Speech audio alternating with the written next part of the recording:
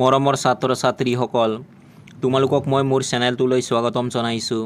আজি মই ক্লাছ 7ৰ বিজ্ঞান পাঠ্যপুথিৰ দ্বিতীয় ভাগৰ চেপ্টাৰ 2 জীৱৰ শ্বাস প্ৰশ্বাস পাঠটোৰ অনুশীলনীৰ প্ৰশ্নসমূহৰ উত্তৰসমূহ আলোচনা কৰিম। গতিকে তোমালোকে ভিডিঅ'টো প্ৰথমৰ পৰা শেষলৈকে চাবা। অনুশীলনীৰ 1 নম্বৰত দিয়া আছে, দৌৰ শেষ হোৱাৰ পিছত খেলুৱৈ এজনে সাধাৰণতে লোৱাতকৈ বেছি খৰ কয় আৰু দীঘলীয়াকৈ কিয় উশাহ নিশাহ লয়? তোমালোকে উত্তৰত লিখিবা, দৌৰ শেষ হোৱাৰ পিছত খেলুৱৈ এজনে সাধাৰণতে লোৱাতকৈ বেছি খৰ কয় আৰু দীঘলীয়াকৈ উশাহ নিশাহ লয় কাৰণ দৌৰাৰ সময়ত খেলুৱৈ এজনক বেছি শক্তিৰ প্ৰয়োজন হয়। সেই শক্তি উৎপন্ন কৰিবৰ বাবে যথেষ্ট পৰিমাণৰ অক্সিজেনৰ আৱশ্যক হয়।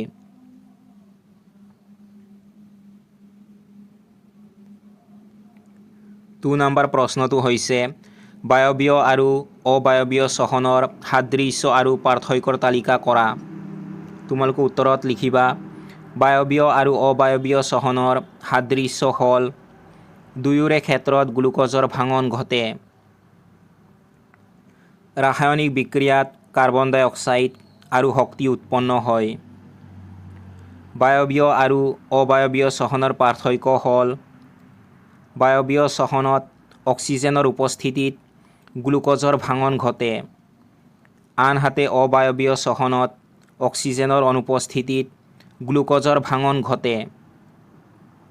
বায়বীয় শ্বসনত গ্লুক'জৰ সম্পূৰ্ণ জাৰণ হয়, আনহাতে অবায়বীয় শ্বসনত গ্লুক'জৰ সম্পূৰ্ণ জাৰণ নহয়। বায়বীয় শ্বসনত কাৰ্বন ডাই অক্সাইড, পানী আৰু শক্তি উৎপন্ন হয়, আনহাতে অবায়বীয় শ্বসনত কাৰ্বন ডাই অক্সাইড, এলকহল আৰু শক্তি উৎপন্ন হয়।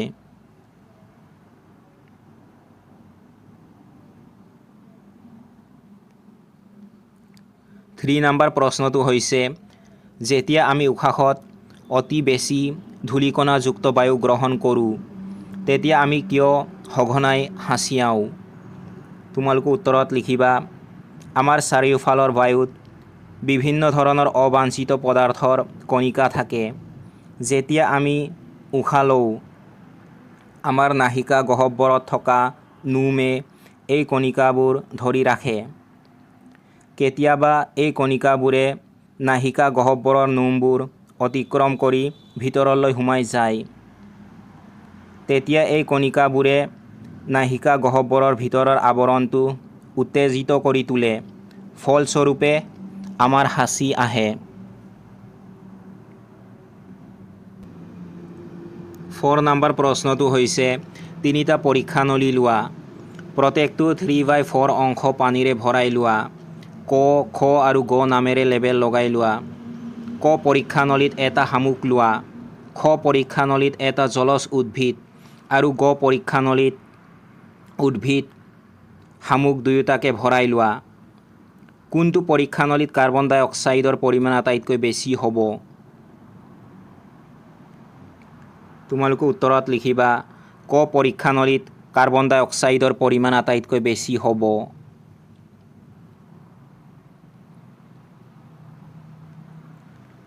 5 নম্বৰত দিয়া আছে, সঠিক উত্তৰত চিন দিয়া।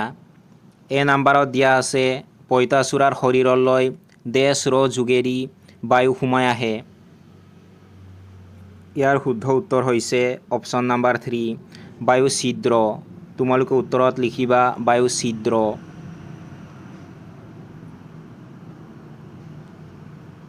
বি নম্বৰত দিয়া আছে, গধুৰ ব্যায়ামৰ সময়ত আমাৰ ভৰিত জমা হোৱা ডেছ ৰ বাবে হীৰামুৰি ধৰে।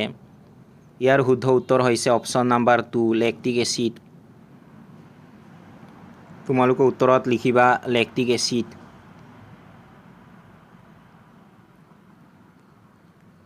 চি নম্বৰত দিয়া আছে, এজন প্ৰাপ্তবয়স্ক মানুহৰ জিৰণিৰ সময়ত প্ৰতি মিনিটত স্বাভাৱিক উশাহ নিশাহৰ হাৰৰ গড় বিস্তৃতি। ইয়াৰ শুদ্ধ উত্তৰ হৈছে অপশ্যন নম্বৰ 2, 15 to 18।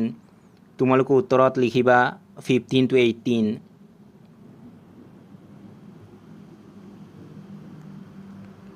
ডি নম্বৰত দিয়া আছে, নিশাহৰ সময়ত কামি হাড়বোৰ ইয়াৰ শুদ্ধ উত্তৰ হৈছে অপশ্যন নাম্বাৰ 2 তললৈ গতি কৰে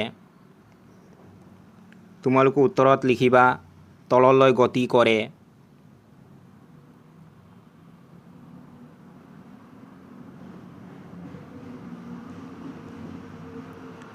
6 নম্বৰত দিয়া আছে স্তম্ভ 1ৰ লগত স্তম্ভটোৰ বিষয়সমূহ মিলোৱা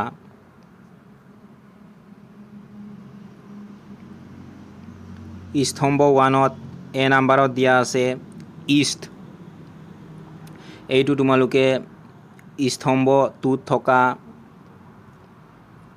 3 নম্বৰ এলকহল এইটোৰ লগত মিলাই দিবা তাৰ পাছত তোমালোকক স্তম্ভ 1ত বি নম্বৰত দিয়া আছে মধ্যস্থতা এইটো তোমালোকে স্তম্ভ 2ত থকা 4 নম্বৰ বৈক্ষ গহ্বৰ এইটোৰ লগত মিলাই দিবা তাৰ পাছত তোমালোকক স্তম্ভ 1ত সি নম্বৰত দিয়া আছে ছাল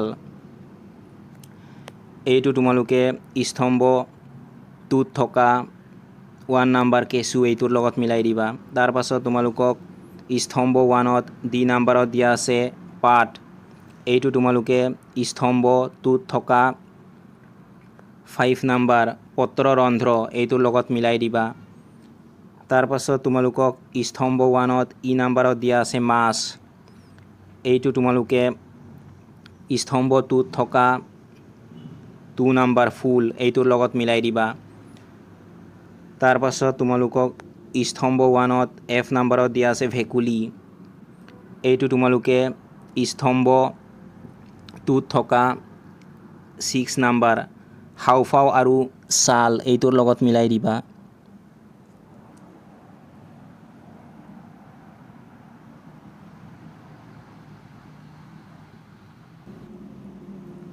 ছেভেন নম্বৰত দিয়া আছে উক্তিবোৰ শুদ্ধ হ'লে হু আৰু অশুদ্ধ হ'লে অ লিখা 1 নম্বৰ উক্তিটো হৈছে ব্যায়ামৰ সময়ত ব্যক্তি এজনৰ উশাহ নিশাহৰ হাৰ কমি যায় এই উক্তিটো অশুদ্ধ তোমালোকে উত্তৰত লিখিবা অ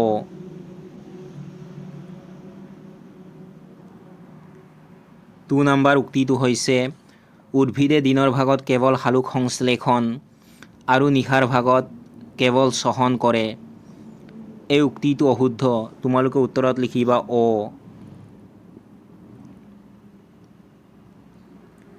3 নম্বৰ উক্তিটো হৈছে ভেকুলীয়ে সিহঁতৰ ছাল আৰু হাওঁফাওঁৰ জৰিয়তে শ্বসন কাৰ্য সমাধা কৰে এই উক্তিটো শুদ্ধ তোমালোকে উত্তৰত লিখিবা হু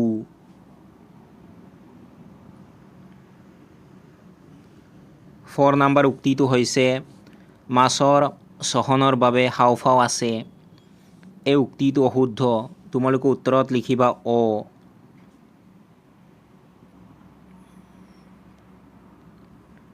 5 নম্বৰ উক্তিটো হৈছে বৈক্ষ গহ্বৰৰ আকাৰ উশাহৰ সময়ত বৃদ্ধি হয় এই উক্তিটো শুদ্ধ তোমালোকে উত্তৰত লিখিবা হু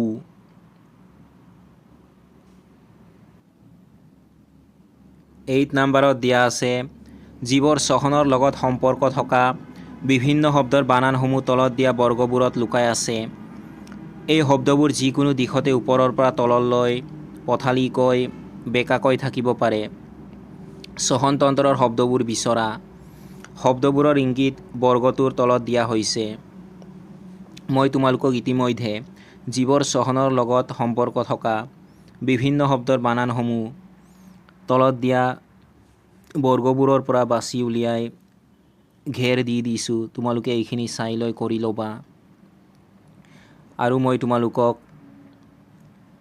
এই বৰ্গটোৰ তলত দিয়া শব্দবোৰৰ ইংগিতসমূহৰ উত্তৰ লিখি দিছোঁ এইখিনি তোমালোকে লিখি ল'বা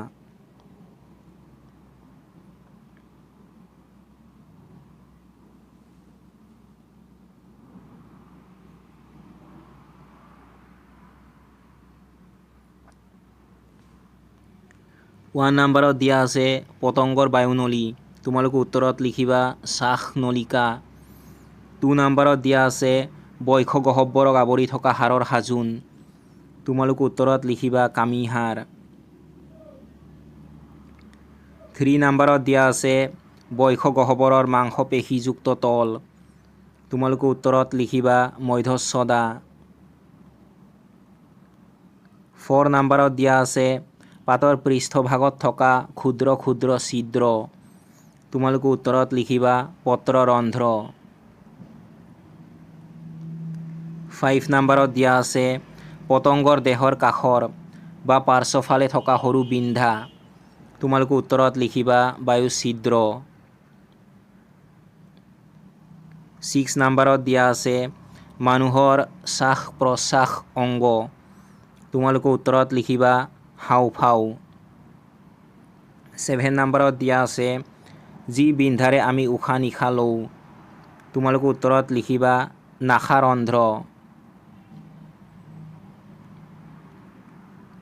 8 নম্বৰত দিয়া আছে শ্বাস নলিকা থকা এবিধ পতংগ। তোমালোকে উত্তৰত লিখিবা পৰুৱা। 9 নম্বৰত দিয়া আছে এবিধ অবাত জীৱ। তোমালোকে উত্তৰত লিখিবা ইষ্ট। 9 নম্বৰ প্ৰশ্নটো হৈছে পৰ্বতাৰোহণকাৰীয়ে অক্সিজেন তেওঁলোকৰ লগত কঢ়িয়াই নিয়ে কাৰণ। ইয়াৰ শুদ্ধ উত্তৰ হৈছে অপশ্যন নম্বৰ বি, এজন ব্যক্তিৰ প্ৰয়োজনীয় বায়ু ভূপৃষ্ঠতকৈ কম হোৱা বাবে।